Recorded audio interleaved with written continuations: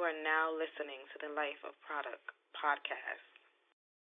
Yeah, what up, man? It's the boy Product. You're now locked into the Life of Produk Podcast. This is episode 80. Did y'all miss me? Did y'all miss the kid? I know I took like a month off, man. I am sorry about that, but had a lot of things going on in life. Good things, actually, which I'm actually happy to say. Life is scary sometimes, but I had a lot of big things going on, a lot of good things. I really needed some time to myself, and the whole time I was taking time to myself. I was like, man, I got to get back to the podcast. A lot of people was hitting me up, asking what's going on. A lot of y'all thought I was done with it. Nah, I was not done with it. I just had to do a lot of different things, man. Get a lot of things together, but a lot of things were looking up and up. And I really needed that time, get a lot of stuff coordinated, but it's on deck. We back on track, baby. Yeah, Life of Produk Podcast, episode 80. Before I really get into episode 80, I have to give a rest in peace to Takeoff from the Migos. Very, very unfortunate. You know, when the last 2 years with the less than 100 episodes that I have done, I feel like I've had to give out too many RIPs, way, way, way more than I wish to have given out. And it's scary. I don't really get into the whole internet rumors. There's been a lot of speculation. It has something to do with this. I heard it was over a dice game. I don't really care what it was over. I don't know who had beef for who. I don't know if it was an accident. I heard he was just like he got caught with a straight. I don't know. But at the end of the day, rest in peace to that man. God bless his soul. God bless his family. That's very unfortunate. That should have never happened. I don't like giving my opinion on things like that, but my honest grown man opinion, y'all were too rich. And I'm not saying Takeoff, because I heard he was off to the side, just chilling on the side. You know what I'm saying? But everybody else, y'all are too rich and worth too much money, too important to people to be shooting dice 4 o'clock in the morning in a hotel lobby.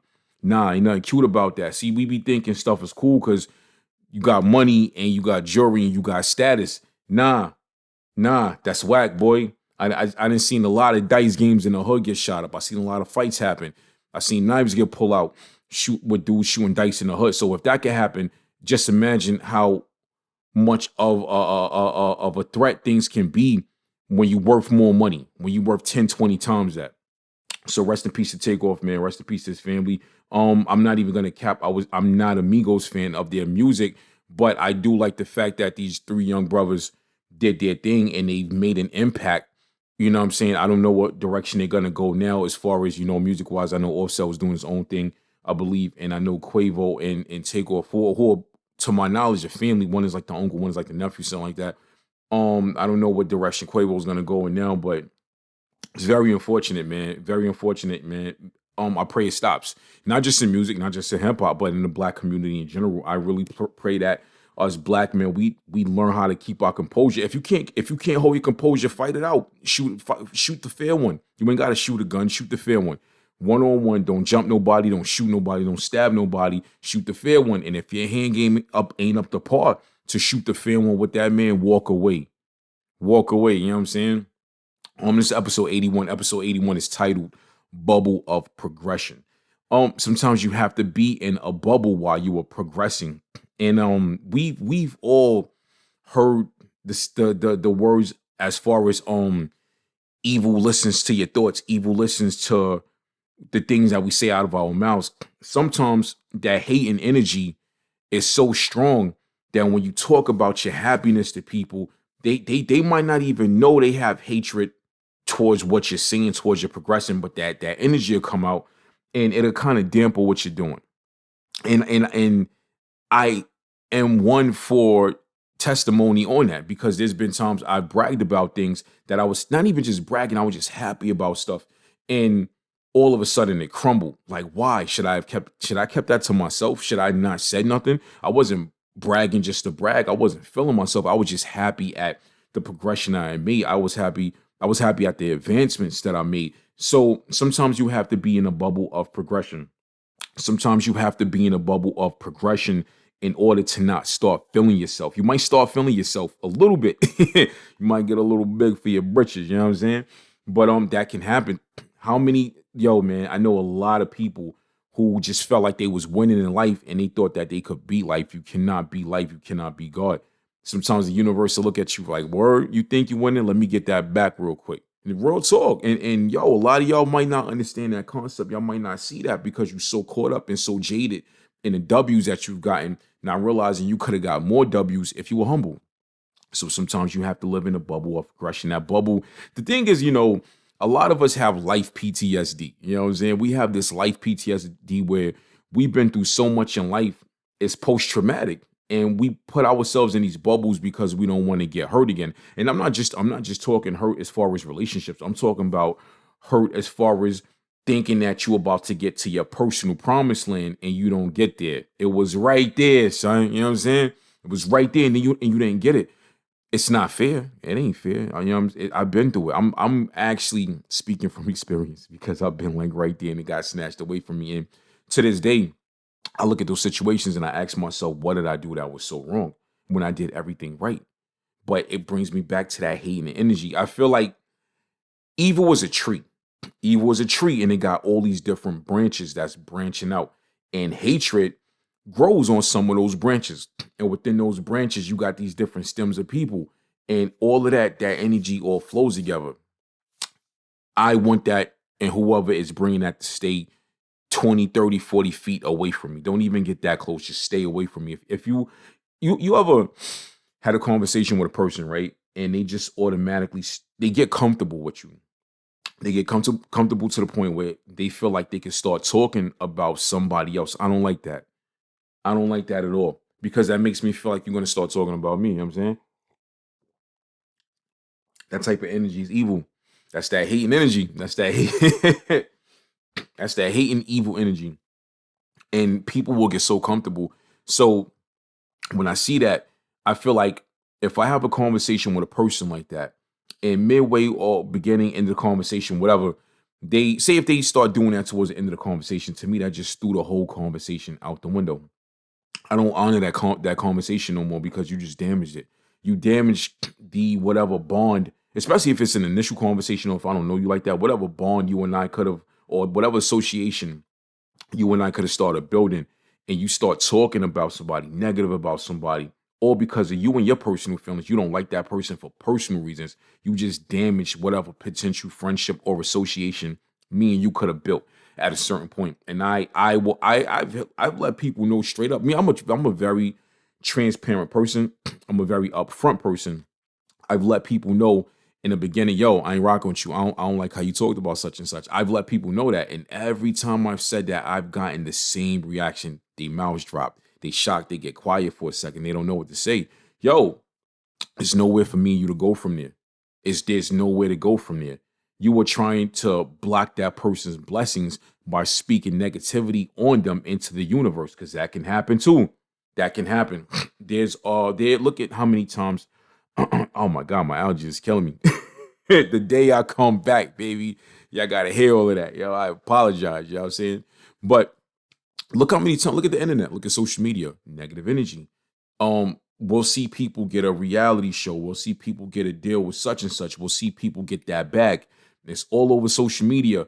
And then somebody will find dirt on them and they throw that hate and energy out there. But if that person stayed in their bubble of progression and nobody knew about it, they would have been better off.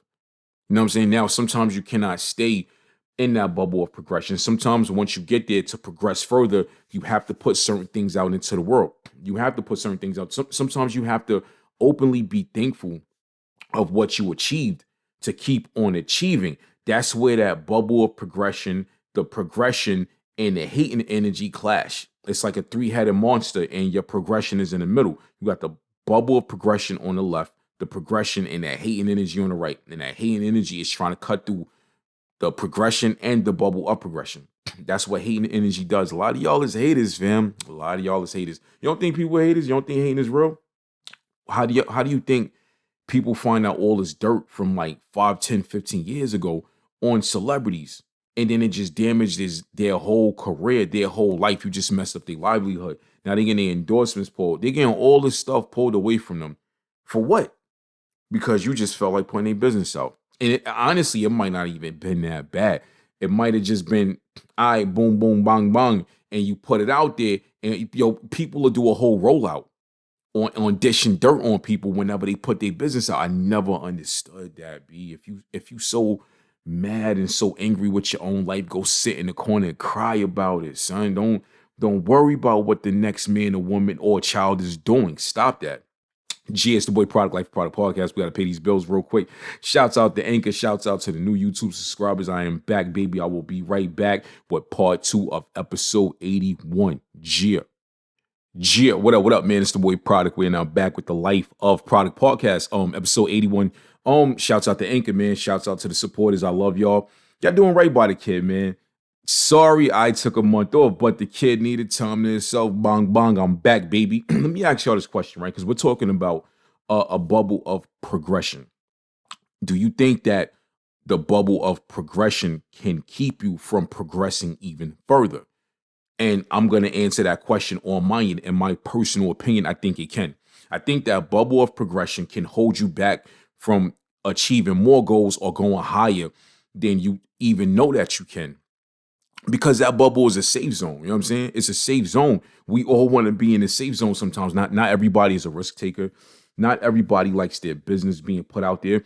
Not everybody has the confidence to speak up on certain things sometimes or even put themselves out there. So that bubble of progression is that safe zone for that person. And that person may be hindering themselves from going so much further because they're in this bubble. Even with business, you know what I mean? A lot of people, they'll make a certain amount of money or they'll make a certain amount of money consistency. Consistently, I can't even talk tonight. They'll make a certain amount of money consistently and they don't want to go any further because they're afraid. They're afraid that they'll fail if they try to progress. They're afraid that they'll have to do business with more people or stuff like that. And I get it. I understand it. Sometimes it's like if it ain't broke, don't fix it type of ordeal. But sometimes it's not the case. Sometimes you have to step out of your comfort zone to really go further because you might not even know your full potential. People on the outside might be able to scale your power, like on some Dragon Ball Z stuff. They might be able to scale your power level in life and see the potential that you have that you might not see it. How many people have we known like that just in a Black community alone? Look how many people in a Black community sit on a block all day. They just be in a hood all day, comfortable, chilling. And it's people on the outside that's not from there that knows where they can go. And a crazy thing, as opposed to that, when you know your own power levels, you know what you're capable of. A lot of people will misconstrue that. They'll be like, oh, that person's cocky. That person's conceited. That person is this. That person's full of themselves. Nah, not all of the time. That person, a lot of things is, a lot of people don't understand the power of manifestation. Sometimes people will verbally big themselves up in order to manifest where they want to be at in life. They'll know where they need to be at in life, and they might not even know they manifesting that. You might have a kid waking up right now, 10 years old, I'm going to be the champion of the world. He might be a boxer. You might have a kid saying, I'm going to be an engineer for NASA. And that kid every day, that boy, that girl every day is going to say that every day. And in 10, 15, 20 years, they're going to be an engineer at NASA. You know what I'm saying? They might be the kid that put the camera on the moon that got 4K, not them other grainy looking ones I'm playing. Let me shut up, you know what I'm saying? But that kid might change the world. And that kid is every day waking up, crunching their little math problems, speaking their success into existence right now as a child. As a child, come on. How many success stories have we heard of? Not even just in entertainment alone. People that have done things in the fashion industry, people that have so many success stories. Look how many kids was playing dressing up as doctors when they was a kid, and they're a doctor now. That's manifestation because they refused to sit into that bubble and they made it certain that they were gonna progress. So you have to do that. I'm the inspiration dealer, and I've been telling y'all this, man. I should have a degree for this. You know what I'm saying? The inspiration dealer is telling you you need to step out of your comfort zone if you truly want to get where you need to be in life. You can get close. You might get into a space that's comfortable for you. That's cool if that's where you want to be at. But if your potential is bigger than that, you owe it to the universe, you owe it to God to at least try and push for it. Now, if you don't get there, if circumstance plays a part, if time plays a part, then it is what it is. But at least you try to do it. Don't wake up 80 years old like, I had this opportunity, I ain't take it. Know what I'm saying? Now you sitting down watching Family Feud every day. I refuse to be like that. Even if I'm 80 watching Family Feud, I want to be rich in 80 watching Family Feud. You know what I'm saying? I don't want to be broke in 80 watching Family Feud. I don't know what the future holds. I don't know. And not to call people broke. There's a lot of 80-year-olds that have worked hard. They got their Social Security, they got a 401k, they got a pension, they got whatever. They might be on a fixed income, but they're comfortable. They don't have a want or a worry in the world. I respect that. Me personally, I want more than that because I know my potential in life. I know that bubble that I was once in had to break open. I had to break that bubble open, and I had to progress. I had to step out of my comfort zone. I had to be uncomfortable. I was comfortable for a very long time, and I'm not gonna front. There's some days I miss it. I was comfortable for a very long time. Breaking out of that comfort zone reminded me of what life is really like. Because at a certain point, I kind of forgot what life was really like because I was so comfortable. I was comfortable in my home. I was comfortable with my finances. I was comfortable with my lifestyle. I had to break out of that comfort zone to say, I was very comfortable at a certain point, but bang, bang, life can be 10 times more comfortable if I do this, if I make these sacrifices, if I say, I did this for X amount of years. I'm going to do this now for X amount of years to live great these X amount of years or whatever until my day is called. And that's the decision that I made. And I wake up every day happy I made that decision. It was a hard decision, but I'm happy with that decision. And that's the thing, man. Like, you can't revert back. Once you break out of that bubble of progression, you cannot revert back. You can't break out of your bubble of progression, try it, get scared, and then run back and try to grow another bubble. You can't do that because it's not going to be the same. It's not going to be the same. I know a lot of people who have done that, and they might as well just stay where they was at because that time gap threw everything off for them. So when I made the decision to step out of my comfort zone and step out of my bubble of progression, the day I made that decision, I told myself, I am not going back. I'm not going back.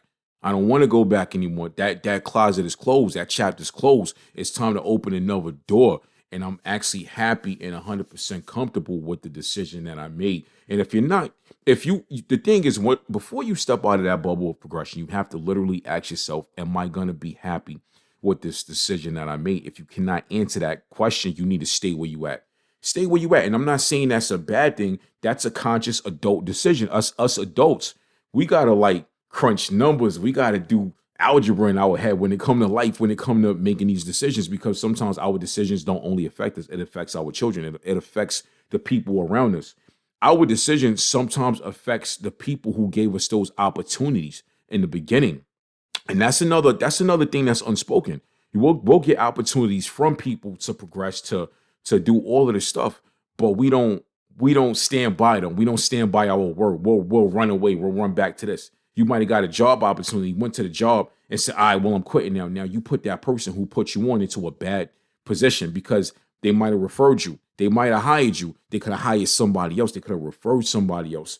That is disrespectful to do that to that person. Don't put that person in that position.